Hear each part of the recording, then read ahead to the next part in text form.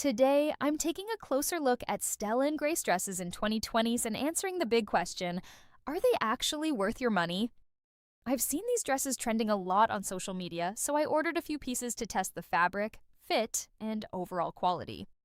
First impression, the designs are stylish and very on trend, especially for casual and semi-formal wear. However, the material feels a bit mixed depending on the dress.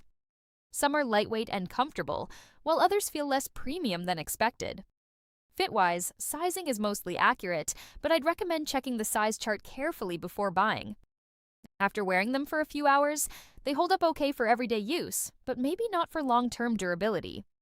So is Stella and Grace worth it in 2026?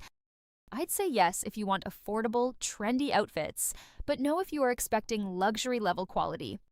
Overall, I give them a solid try for the price. Let me know your thoughts in the comments below, and don't forget to subscribe. Thanks for watching. See you soon, guys.